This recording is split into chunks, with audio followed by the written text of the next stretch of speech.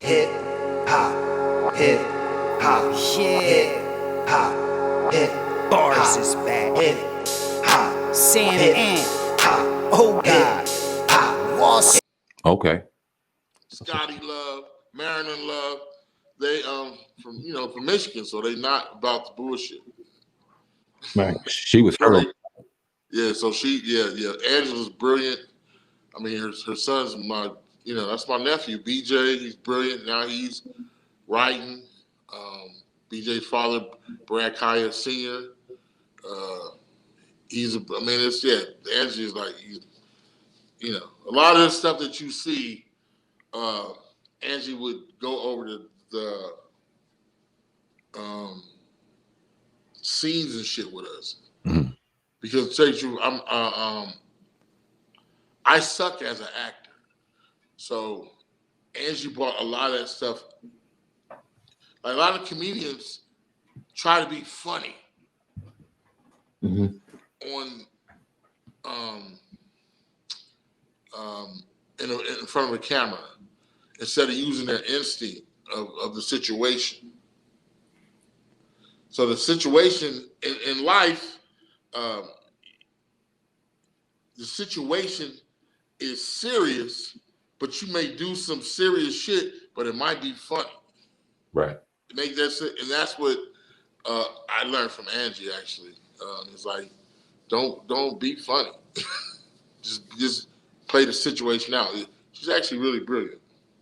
She was hurt over Tiny. We asked her about that. Now I was like probably a week after he had unfortunately passed away, so we got all of the emotion, and then she was breaking down the characters, and it was like, damn, she got right back into Felicia and then took it to a whole nother level. Can you talk about that, like how Tiny, how that affected you, and then the Tiny? I've been knowing Tiny, man, like I said, from '89. Like Robin Harris and him had a thing. Where he said, Tiny come to the club and he said, "Look like your hair look like shaved monkey nuts."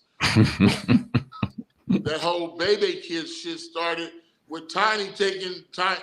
Tiny took me to Compton and made me introduce to this girl named Bebe, and he had a whole thing. Mhm. Tiny was always there, and he was always there. So he was like my brother, my big brother. He was. I can't explain it, man. Like I can't even really see. When I first got married, I married a South African woman, Cha, and Tiny's like, "I'm going to get me one." He married a South African woman that have a beautiful child. It was really sad, man. I still, like I said, when I heard about it, I kind of shut down for a couple of days because right before that, Natalie had died on Monday. Yeah. And I know Natalie through Angela. Mm-hmm. She told you about that. She did. So it's like it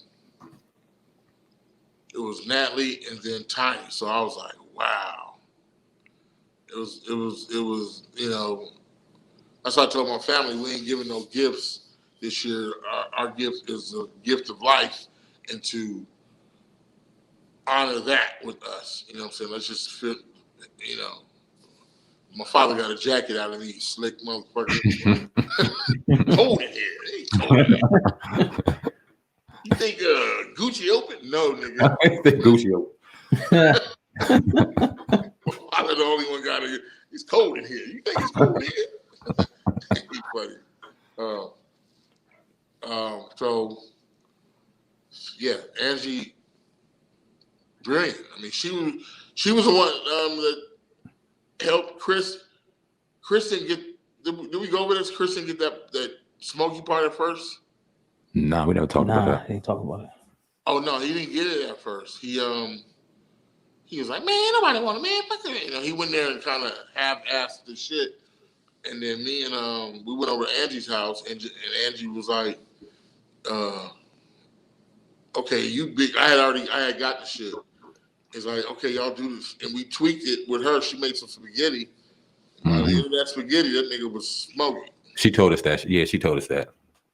That's some shit. She's like been I first started writing because Angie and Angie's boyfriend at the time, Brad Kaya, was showing her, bought her a computer, a little Apple computer, and shit. And I was like, damn, I want to try this shit, and I learned from that. Right. And started learning how valuable his writing is, and I've been in love with it ever since. Now, speaking of Martin, man, he just brought up a good moment because I was watching that movie too. Some reason it was trending on Netflix a couple of weeks ago, Thin Line Between Love and Hate. Could you talk about, your chemistry working with Martin on that? And did you guys develop a relationship after that? No, I knew Martin before that, man. You understand, the Comedy Act Theater was the mecca for all these comedians. We would have to go on stage after Martin. Okay. So Martin, it was Robin Harris, Martin, Damon Wayans, Robert, any bad motherfucker, Ricky Harris, it was so, Louis Dix, T.P. Hearns, this motherfucker you ain't even heard of, Ronaldo Ray, bad motherfuckers. And Martin was a bad motherfucker back then. Mm-hmm. Get on stage, you have to follow this nigga. So we all knew each other. Martin knew so many people. What he would do is, as he was doing the show, if you notice, people, he would cipher off. I'm gonna get you. I'm gonna rotate you in there, nigga. I'm gonna get you. I got you, nigga. I got something coming for you. And that was my turn. It's like, oh yeah, I got something for you. All that shit is made up. We made up all that shit. Mm-hmm. All that shit is improv. He's like, you selling me this shit, and let's take it where it go. Boom. I believe that. Yeah, that's dope. And Bobby Brown was in the movie. That was like a party back then. Bobby Brown, my brother, you know what I'm saying? It's ridiculous. Bobby Brown, the king of R&B? The king of R&B, yes. Yes. It ain't even close. So you start trouble. I ain't trying to start no fucking trouble. I'm asking you a question. You can't talk about Bobby Brown. What about R. Kelly? Yes. The king of what about R. Kelly? He ain't mess with R. Kelly, man. Come on. No. R. Kelly, listen, R. Kelly is believe it or not, R. Kelly is pop. Yeah. Like, really? What? I Believe I Can Fly? Yeah, that's my shit. They got some R&B joint, crazy R&B joints. He did, but just think about it. R. Kelly's sound came from Charlie Wilson. Okay. I hear that. Huh? No, I hear that. Okay. So when he was coming up, Bobby was killing it, and still Bobby was killing it. It wasn't until later R. Kelly switched his sound to more gospel and they had this gospel tones in it. And then I Believe I Can Fly, it was a rap. When white people is their movies, he's doing Batman. It's a rap.